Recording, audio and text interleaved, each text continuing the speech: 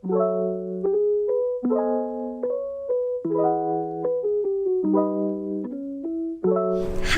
welcome back to my channel. This is Bernadette Chan, your host. If you don't know my channel yet, this is where I share anything to do with personal development, personal growth, anything to do with improving ourselves, to understand ourselves better as well. Here is the space for it. Today, I am inviting you to do this self-reflection activity with me.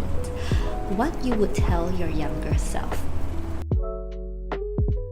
Looking back at these entries that I wrote years later, just makes me have a much greater appreciation of my past self, but also my current self.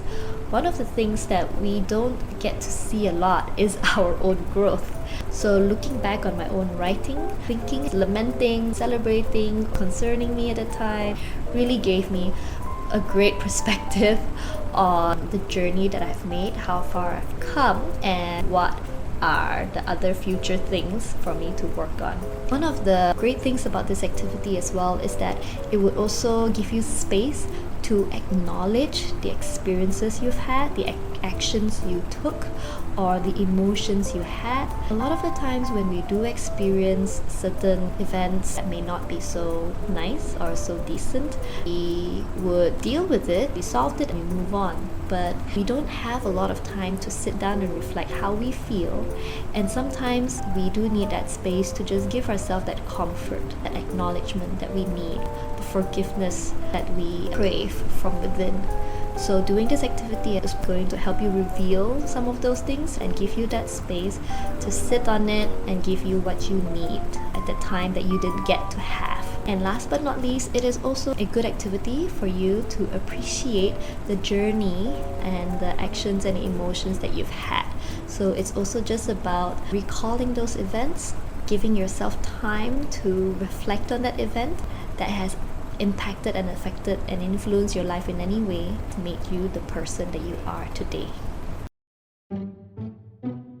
If you are ready, you take out your own pen and paper and you start on your own journey. And so today I'm going to share the 8 things I would tell my younger self. Now, just a quick background of who I am now or who I was back then.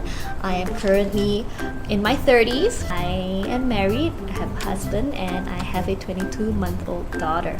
I was a teacher for 9 years. I do enjoy a lot of the social aspect of the work, interacting and networking with people. Who I was back when I was in high school, I was a very scrawny kid, very active, loved sports, and I was also very eager to please, and I pride myself for being the person that would do no anybody wrong, or that would not offend or make anybody not like me in any way. And I also strive to do good and to do my best. That also means that I would do it all on my own. So these are the 8 things that I would tell my younger self when I was in high school. So number 1, to stay true to yourself. There's no need to change yourself to please anyone. If you stay true to yourself, you will attract the right people that will appreciate who you are. Now, this particular point here is about not needing to change our being and to please what other people deem as important or worthy or their preference. I took it upon myself to actively seek out those things that will make me fill in that part. But later on, I realized and I felt really very uncomfortable, unnatural, and very foolish of myself, because even after I have taken up upon these things, I still have not had the person's attention. In fact, it went the opposite direction. It was a very embarrassing experience for me, and I learned that, and I just want to tell myself that you are fine the way you are, and you don't have to change who you are to be on somebody's good side or to be on somebody's preferred list. Number 2, where intelligence comes in many forms. A high school or a school setting may not be able to measure all different forms of intelligence. Why I say that is because I remember growing up feeling really stupid. And a little background about myself is that when I was in primary school, I was in a Mandarin speaking school. Now in my background, my parents don't speak Mandarin, so my family actually speak Hokkien, but we mix in with English from time to time. So I am more comfortable with the English language. Every year, my report card from my primary days are always red. I'm always failing, and I do struggle understanding the lessons in class. So I grew up thinking that I was stupid. Yeah. And so then when I was in high school, it is in the Bahasa Malaysia, or our national language, the BM medium. I was doing better. I was average, and I wasn't failing anymore. Maybe I was failing at math. I really find that subject very difficult. And I thought, alright, so I guess the language did make a big difference. Didn't know that. Noted. And I was in university, and when I also took a postgraduate degree, diploma, that I later on realized that I actually did so much better out here. I was studying in English at that time, and it was a subject that I was truly interested in. So that once again made me realize that the language you learn in and the subject of your interest really plays a big part in how well you do in an academic school setting. It took me 21 years to realize that there were many other factors that involved in it. And my third point is, you may not be everyone's favorite, and that's okay. And this is a great lesson because I strive, like I've mentioned, to be on everybody's good side, that I do not step on people's tail nor offend anyone. One day back in high school, I received a gossip that's going around in the school about me, saying hurtful things about me. I was crushed. My identity, my world, my reality was destroyed, and it came tumbling down on me. And I remember I have such a hard time accepting and understanding why was this person doing this to me, because I didn't do anything to this person. But I thank that experience because it has given me a reality check that it does happen, and that just because I think I'm not offending people, someone else may not see it that way. And so I also need to learn to see and learn from their perspective sometimes, whether or not their words were credible or true. It has toughened me up, strengthened me.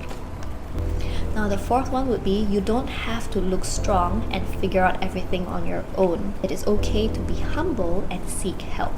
I have had many experiences where I was put in a position of leadership, and I actually have no idea what to do, and I also questioned why do they put me in this position. I remember feeling really lost, but keeping quiet and not showing weakness or uncertainty in that space. And I remember dragging my members along, and some of them eventually felt really frustrated about the situation and wanted to quit. I realized then that I was actually struggling, and that I wasn't forthcoming in my struggle in a space of leadership. It's okay to be vulnerable and to then seek help, because from then on, then I did get the group and the teams work together. We do have something to perform in the end. Now the fifth point would be to trust your instinct and gut when something feels off. On hindsight, reflecting back on all these moments that I have had an off feeling about something, I was actually right about them. I can say that very easily now, but it's very hard to tell when you're in that space where things have yet to unfold or reveal itself. After time and time again a pattern has occurred, I realize now that, hey, I should really listen and trust my guts and instinct when I feel like something is off, because now it has shown in history that the pattern is actually right majority of the time. Number 6 would be, standing in your ground and the values that you believe in doesn't make you arrogant, it makes you trustworthy. I would used to forego certain things just to stay in trend or to be popular or to follow a certain particular group. But I know now that it is actually not the case. I may be able to hang out with these people I like, or I be seen or noticed, by generally other people. But do they look at me as a trustworthy person? That may not be the case, and I find that I value that more. I rather want to be appreciated on what I believe in, to be seen as a genuine person with integrity. The seventh point that I would share to myself would be, don't be afraid to speak up or ask questions, even if it makes you look stupid. Now, I have had many experiences back in school where I just kept quiet and not ask any questions, and this is all the time when I was back when we were having lessons in school, when the teacher is teaching. I would not be one of the people raising my hand. I feel like those opportunities was lost.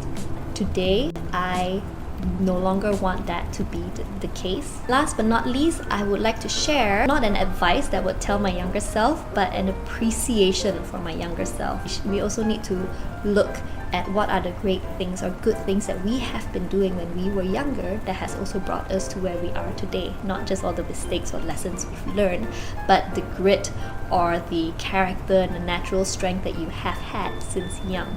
I want to tell my younger self, as an appreciation, is thank you for staying optimistic even when the world seems to be against you.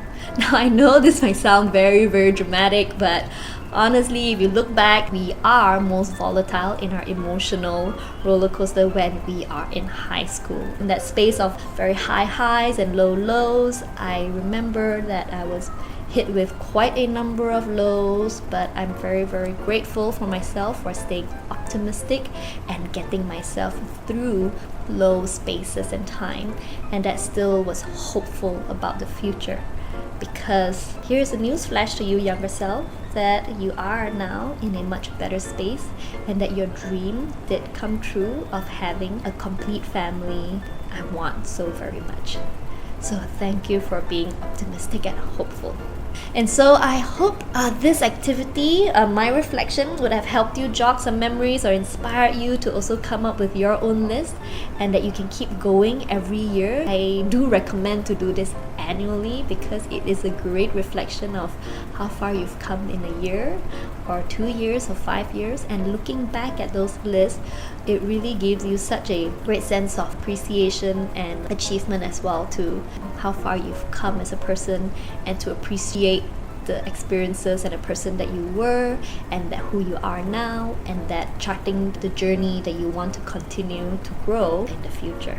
So I hope you enjoyed this video, and give me a thumbs up, like me and subscribe me in the button on your left, and do leave a comment down below on what are the things you would tell your younger self. And I'll see you in the next video. Bye!